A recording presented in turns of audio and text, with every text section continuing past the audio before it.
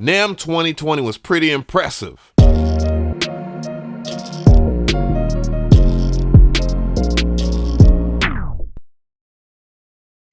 What is going on, guys? So I'm back at it again. I want to talk about NAMM 2020 because there was some dope music tech. So I got 5 announcements that I am ready for. My body is ready. The pre-orders, my bank account's about to be hurting. Yeah, we're going to get some music tech this year. So I definitely want to hear from you guys in the comment section of which ones that you liked and which one you're going to pre-order, or if you're going to pre-order everything or whatever. I definitely want to hear from you guys. So honorable mentions, I definitely had to mention Novation for their Launchpad Pro. I seen a lot of snarkly comments talking about they bought the Launchpad Pro recently and now they got to do this and that and the third and why, oh why, oh why. And I believe that Novation confirmed that, you know, the warranty is renewed. So if something happens to your Launchpad, then you can go ahead and get the new one or whatnot. Obviously, if you have the receipt and it hasn't past 30 days, you can return it, I guess, and wait. But other than that, though, it's supposed to be standalone now, and I think a lot of people are using that as a buzz term. That seemed to be the buzz term at NAMM 2020 this year. And, you know, it has its own individual sequencer, so people can just jam out and all that stuff. I don't know anything about the IOs. I kind of glanced at it, and that's why it's an honorable mention, because it's worth talking about it a little bit at least. The second one, another standalone, quote unquote, and that's the Nektar pad thingy. I don't know the proper name for it, but it seemed pretty cool. From what I've read on the website, it's not compatible with FL Studio, which I think the FL gang is going to be very upset about that, seeing that they got the Akai fired it. I think the FL gang is going to be upset, but other than that, though, I think it's a pretty good product for what it is. It's worth talking about in honorable mentions. Coming in at number 5, Sonicware Liven.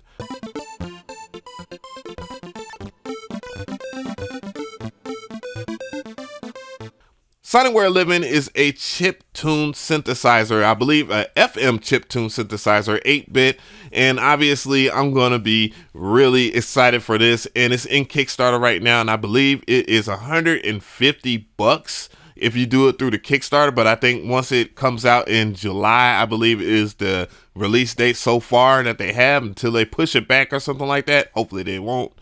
It will be $200 retail, and I think it's pretty cool because it has a built-in sequencer, and obviously you can make chiptune, retro video game type vibes and stuff like that. And it's also a really cool addition to something I'm going to mention later, and I think it will be paired up very well with it. Coming in at number 4, the SSL2 Plus.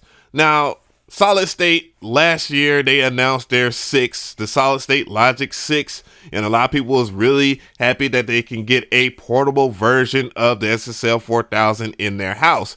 However, I was one of those people that were quite skeptical about 2 things. One, the price point. I mean, $1,500, a lot of people are not going to be able to afford it, which means that they don't have anything for the cheaper end of the deal there. And I know a lot of people say that they would spend that money. $1,500 is not that bad, but at the same time, there are consumers out there that probably want an SSL vibe. They want to just experiment with it, and that's where this product came in at. So I told you so. And other than that, though, I think it's pretty cool, but at the same time, I'm a little worried about certain things, like maybe the software part of it. I mean, I know it doesn't have built-in DSP. I mean, I know that would slip it into the UAD world, which is a far more expensive than the SSL that we're talking about right now. But the fact that it has 2 ins, 2 outs is pretty cool. The Plus version, it would be the version that I would get, and I'm thinking about pre-ordering it just to do a review on it because it has a 4K emulation on it, the SSL 4000 button, so it emulates the SSL 4000 on the ends. So I want to see what that's about, and they also have their own dedicated software as well. So I know the UAD has an SSL plugin, and Wave's got an SSL plugin. Now SSL has their own SSL plugin. Holy crap. It's supposed to come in about $300, I believe, for the SSL2 Plus. I could be wrong. Don't misquote me on that. You know, I have all the information in the description box. Coming in at number 3, Korg Wavestate.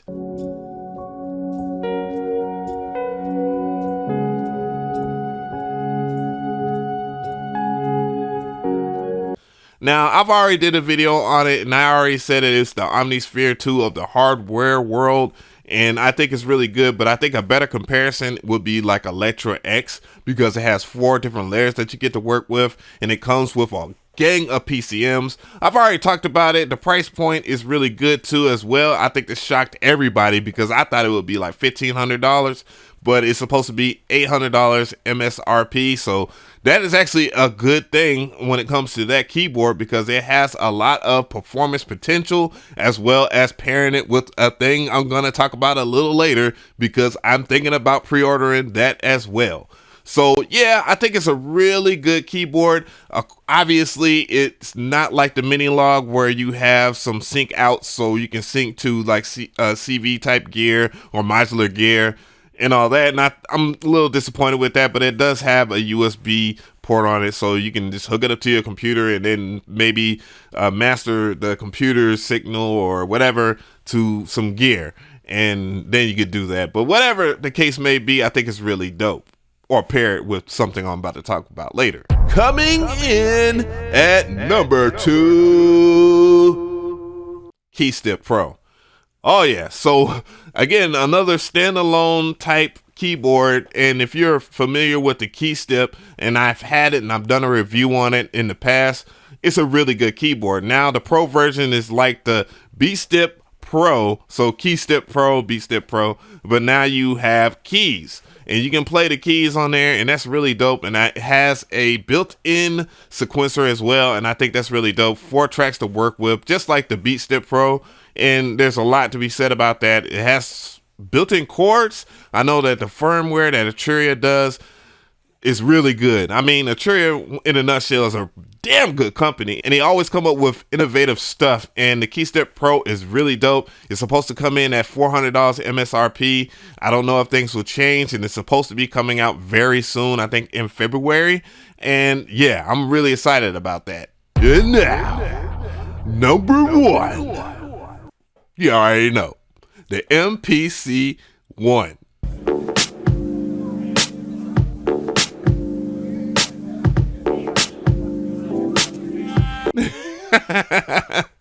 I know a lot of people are going to have problems with me putting this at number 1, and I don't give a damn.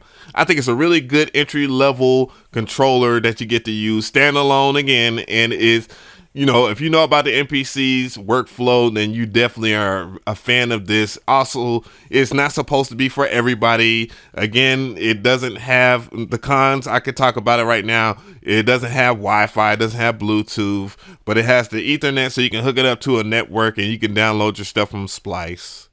But other than that, though, I think it's really good. I mean, the pads are a little smaller. Obviously, it has a more traditional form factor. If you are from the MPC 2000 XL fan base, then you'll be happy with that. It has more shortcuts that are on there for one button.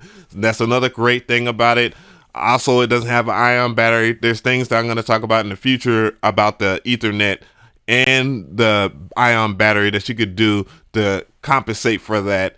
But at the same time, you still got the Live, you still got the X, and there's a lot of things that I think that Akai was talking about that a lot of the people that are very skeptical about them will be a little happier in the future. They need to deliver on this next firmware update. Otherwise, a lot of people are going to be very upset.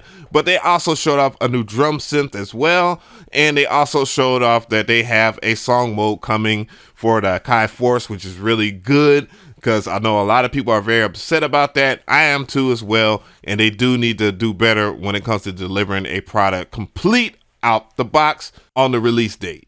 So tell me how you feel about this video. I definitely want to hear from you guys. What was your favorite announcement? So leave it in the comment section, because I'm definitely going to reply, because I know a lot of you guys are going to come with the funk, and I definitely want to discuss this with you guys. Let me know how you feel.